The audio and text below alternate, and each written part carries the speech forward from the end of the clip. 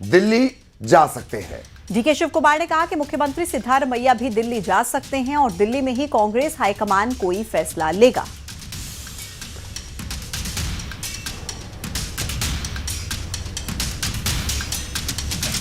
is our temple. We have to go there. All of us are without Delhi. Nothing can go. Congress party is a party with a big history, and always Delhi will guide us. We may rule here. Ultimately, we have a policy contained to the whatever the policies of the Congress party and the constitution. We have to work by that. So we will go to Delhi whenever they call me and the party leaders.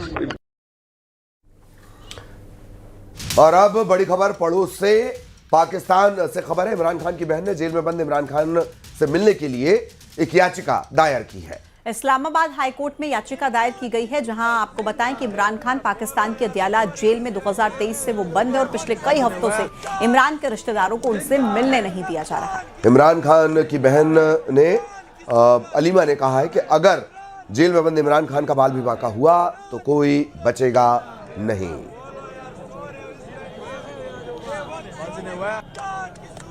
जिंदा है कप्तान की सूरत, जिंदा है इमरान की सूरत, जिंदा है इमरान की सूरत, जिंदा। इनको शर्म नहीं आती है कि इस किस्म की बात कर रहे हैं? याद रखेंगे जो बोल रहे हैं। इमरान खान के बाल को भी इन्होंने नुकसान पहुंचाया। मैं आपको ये बता दूं, जरा पाकिस्तानियों से बाहर निकल के पूछ लें, इनमें से कोई नहीं बचेगा। इनको शर्म नहीं आती है कि इस किस्म की बात कर रहे हैं? याद रखेंगे जो बोल रहे हैं। इमरान खान के बाल को भी इन्होंने नुकसान पहुंचाया। मैं आपको ये बता दूं, जरा पाकिस्तानियों से बाहर निकल के पूछ लें, इनमें से कोई नहीं बचेगा। इनको शर्म नहीं आती है कि इस किस्म की बात।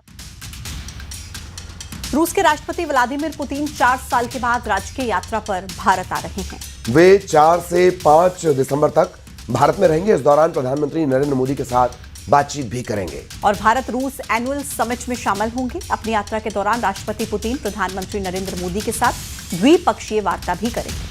वहीं भारत की राष्ट्रपति द्रौपदी मुर्मू भी पुतिन का औपचारिक स्वागत करेंगे और उनके सम्मान में राजकीय भोज का आयोजन करेंगे।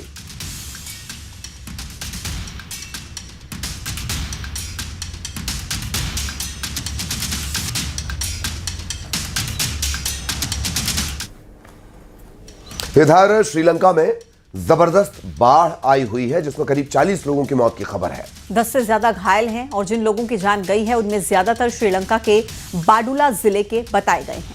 खबर आई है कि बाडुला में बाढ़ और बारिश के बीच पहाड़ खिसकने से 21 लोग पहाड़ के नीचे दब गए। और इसके अलावा श्रीलंका के नुवारा एलिया जिले से भी लोगों की मौत की खबर आ रही है। इसके अलावा 400 से ज्यादा लोगों के घर पूरी तरह बर्बाद हो चुके हैं। 1800 परिवार ऐसे जो बेघर हैं।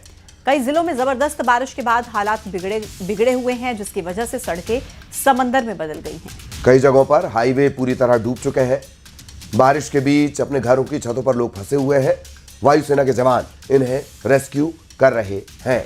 सेना के जवान लोगों की छतों पर उतरे और उन्होंने लोगों को वहां से बाहर निकाला। तो ये श्रीलंका की तस्वीरें, 2 तस्वीरें आपके टीवी स्क्रीन पर हैं। देखिए किस तरीके से लोगों का रेस्क्यू किया गया। वायुसेना की टीम ने रेस्क्यू ऑपरेशन चलाया। सड़कें डूबी हुई श्रीलंका के ऐसे हालात जहां कई लोगों की मौत तो कई लोग अभी भी घायल। लोग अपने अपने घरों की छत पर पहुंच गए हैं और वायुसेना लगातार रेस्क्यू ऑपरेशन चला रही है। लोगों के घरों की छत से ही उन्हें रेस्क्यू कर सुरक्षित स्थानों पर पहुंचाया जा रहा है। 1800 परिवार ऐसे जो पूरी तरह बेघर हो गए हैं। 40 लोगों की जान जाने की खबर अब तक आ चुकी है। और जीएसटी घटने के बाद भारत की जीडीपी में आया है बम्पर उछाल। दूसरी तिमाही में भारत की जीडीपी 8.2% बढ़ गई है और पिछले साल की अगर बात करें तो दूसरी तिमाही में यह जीडीपी 5.6%। भारत की जीडीपी दूसरी तिमाही में बढ़ी और जीएसटी घटने के बाद या जीएसटी रिफॉर्म्स से कहना ज्यादा बेहतर होगा। जीएसटी रिफॉर्म्स के बाद भारत की जीडीपी में बम्पर उछाल।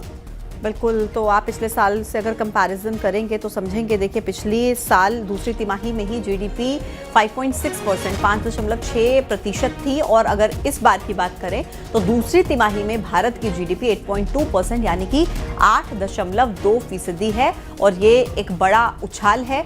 जीडीपी में दूसरी तिमाही के भीतर भारत की जीडीपी बढ़ गई है।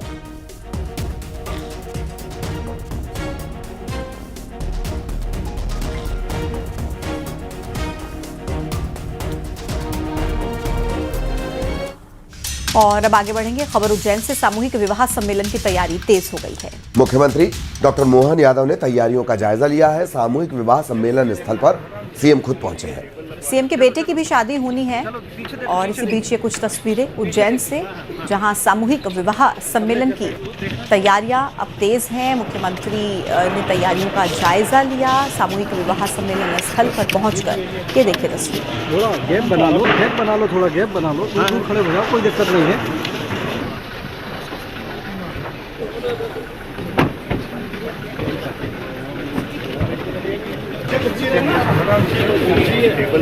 चलो चलो चलो, पीछे देख, पीछे देख, पीछे देख। और अब खबर खंडवा से, जहां दिव्यांग हेल्पलाइन नंबर की गलत जानकारी दी जा रही है। बड़े बड़े होर्डिंग्स में गलत नंबर दिया गया। झारखंड के रांची का नंबर दे दिया गया और इस नंबर की वजह से दिव्यांगों को सही मदद नहीं मिल पा रही है। जिसका नंबर है वो भी बार बार परेशान हो रहा है। तो दिव्यांग हेल्पलाइन नंबर की गलत जानकारी बड़े बड़े होर्डिंग्स में लगा दी गई, जिसके बाद दिव्यांगजन भी परेशान, क्योंकि उनको मदद नहीं मिल पा रही। और जिसको कॉल कर रहे हैं, यानी कि जिस नंबर पर वो फोन करके पूछ रहे हैं, डिटेल्स ले रहे हैं, वो व्यक्ति भी परेशान हो रहा है, क्योंकि ये गलत नंबर होर्डिंग्स पर छपवा दिया गया।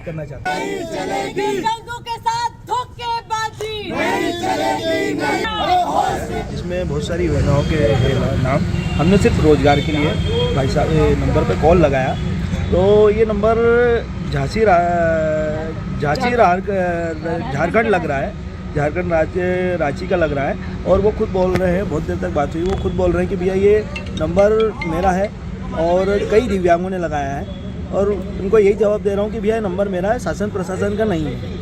ये आज मैंने कॉल किया, कल और किसी ने कॉल किया, मतलब बहुत सारे दिव्यांगों ने, हमने यहाँ तो किया, बाकी पूरे प्रदेश में किया। सारे प्रदेश के दिव्यांग परेशान है इस चीज़ को लेकर। शासन ने दिव्यांगों की समस्याओं के समाधान के लिए एक हेल्पलाइन नंबर जारी किया, और जब पूरे मध्य प्रदेश के दिव्यांग साथियों ने उस नंबर पर फ़ोन किया तो पता चलता है वो जो नंबर है वो झारखंड निवासी किसी व्यक्ति का है, और झारखंड सरकार में रांची में वो निवास करता है। हमारा प्रश्न ये है कि हमारे जो दिव्यांग साथी हैं, ये मानसिक, शारीरिक और सामाजिक रूप से रोज चुनौतियों को स्वीकार करते हैं और अपनी ज़िंदगी का जीवन वहन करते हैं, लेकिन क्या सरकार भी इनके साथ इसी तरीके से धोखाधड़ी करेगी? इसी और 5 की आंच में आज के लिए हमारे साथ इतना ही। नमस्कार।